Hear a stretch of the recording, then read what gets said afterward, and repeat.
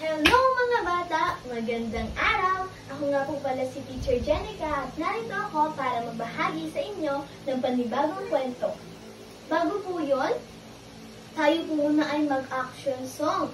Awitin po natin yung With Christ in My Vessel kasi nakikita ko parang ang tomlay nyo. Okay, awitin po natin yung With Christ in My Vessel. Diba alam naman po natin yun? Opo, very good. Okay, ready, sing! With Christ in my vessel, I can smile at the storm, smile at the storm, smile at the storm. With Christ in my vessel, I can smile at the storm until it takes me home. Sailing, sailing, I'm sailing home. Sailing, I'm sailing home. With Christ in my vessel, I can smile at the storm until it takes me home. Car, with Christ in my car, I can drive safely home. Beep beep, drive safely home. Beep beep, drive safely home. With Christ in my car, I can drive safely home until it takes me home. Driving, driving, I'm driving home. Driving, I'm driving home. With Christ in my vessel, I can at the storm till it takes me home. Okay. Bago po yun, magpupray po muna tayo. Paano po mag-pray? 1, pagpikit ng kamay. 2, yuko. 3, pikit at walang makikipag-usap sa katabi. Wala na pong nakadilat.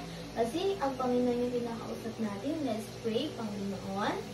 Maraming salamat po sa araw na ito na kami po ay makikinig at matututo ng kwento. Gabayan po kami ngayong araw. Sa pangalan ni Jesus, Amen. Okay, parang matamlay pa sila. Isang awit pa nga. Awitin po natin yung napakatamis. Alam niyo po ba yon? Napakatamis ng pag-ibig ni Jesus. Okay, alam po nila. Okay, ready, sing. Napakatamis ng pag-ibig ni Jesus. Napakatamis ng pag-ibig ni Jesus. Napakatamis ng pag-ibig ni Jesus. Oh, oh, napakatamis. Mataas pa sa bundok malalim, pa sa dagat malawak, pa sa mundo. Oh, oh, napakatamis. Isa pa. Napakatamis ng pag-ibig ni Jesus. Napakatamis ng pag-ibig ni Jesus. Napakatamis ng pag-ibig ni Jesus. Oh, oh, napakatamis. Mataas pa sa bundok malalim, pa sa dagat malawak, pa sa mundo. Oh, oh, napakatamis. Oh, oh, napakatamis. Okay. Gusto po ba kayo makinig sa ating panibagong kwento? Okay. Ngayon po, ang title po ng ating kwento is Pagsisihan ng ating mga kasalanan. Ano po yung title? Very good. Pagsisihan ng ating mga kasalanan. Noong una po, may isang propetang Israelita na nagngangalang Jonas. Ano pong pangalan? Jonas. Very good. Si Jonas, diba? Pagka-propeta, ayun po yung lingkod ng Diyos. Siya yung nagbabahagi ng mahalagang mensahe sa ibang tao na galing sa Panginoon. Very good. Okay, isang araw po, inutusan ng Panginoon si Jonas na sa balaan ng mga taga-Ninive na wawasakin ng Panginoon ng kanilang bayan dahil umabot na po sa kaalaman ng Panginoon kung gaano sila kasama. Kanino po umabot yung kanilang kasamaan? Sa Panginoon. Nalaman ng Panginoon kung gaano sila kasama. Ayan, kaya inutusan po niya si Jonas na balaan yung mga taga-Ninive. Ngunit sa halip na sundin ito ni Jonas, siya ay tumakas.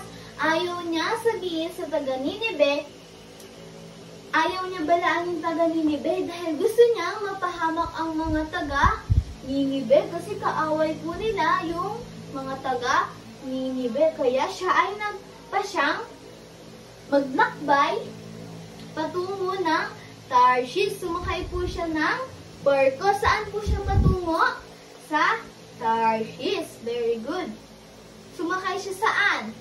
Sa barko. Ayan. Sumakay siya sa barko. Tinakasan niya yung Panginoon. Habang nung nakarating na po si Jonas sa barko, siya ay pumunta po sa pinakailalim ng barko at nagsimulang matulog. Maya-maya, biglang pinaihip ng Panginoon ng lakas na hangin at bagyo at nagsimula na rin lumakas ang pag-alon. Natakot ang mga marino. Kasi ngayon lamang po sila nakaranas ng ganong kalakas na bagyo. Sino po yung mga natakot? Yung mga marino. Kasi diba ngayon lang po sila nakaranas ng ganong kalakas na bagyo. Nagsimula na rin po silang magtapon ng mga gamit na mabibigat at mga kargamento. Ano po yung mga tinapon? Yung mga gamit na mabibigat at mga kargamento. Ayan. Bumaba ang kapitan ng barko sa pinakailalim ng barko at nakita niyang natutulog si Jonas. Sinabihan niya si Jonas na nagagawa mo pang matulog sa ganitong sitwasyon? Bumangon ka at manalangin ka sa iyong Diyos upang maawa sa atin yung Panginoon, sabi ng kapitan. Umakyat si Jonas sa taas at nakita niya na ang lakas ng bagyo. Kaya nagsimula na ding magsisihan yung mga marino kung sino ang talagang may kasalanan. Nagpalabunutan sila at ang nabunot nila ay si Jonas. Tinanong nila si Jonas, "Sino ka? Anong lahi mo? Taga saan ka?" Tanong nila kay Jonas. Sinabi ni Jonas na ako ay isang Israelita at ako ay lingkod ng Diyos. Umamin din po si Jonas at kasalukuyang ako ay tumatakas ngayon sa Panginoon. Sabi ni Jonas. Natakot ang mga marino. Kaya, nagpasya si Jonas na sabihin sa kanila na ihagis niyo ako sa dagat at kakalma ang dagat. Dahil ako ang dahilan kung bakit nangyayari ang ganitong bagyo. Sabi ni Jonas at hinagis po si Jonas sa dagat. Hinagis siya ng mga marino. Hindi po nalunod si Jonas. Merong pinadalang Panginoon na malaking isda para lunukin siya. Si Jonas po ay nanatili doon ng 3 gabi at 3 araw. Nanalangin po siya at nagsisi sa kanyang mga kasalanan. Ilang araw po at ilang gabi siya doon? 3. Kaya ang ginawa po niya doon is nanalangin at humingi ng tawad sa Panginoon.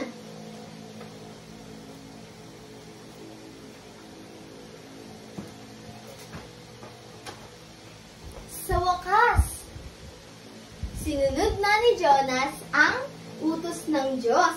Sinabi na niya sa mga taga-Ninibe ang sinapasabi ng Panginoon na balaan ang taga-Ninibe na wawasakin ng Panginoon ang kanilang bayan ng 40 days. Ilang days po?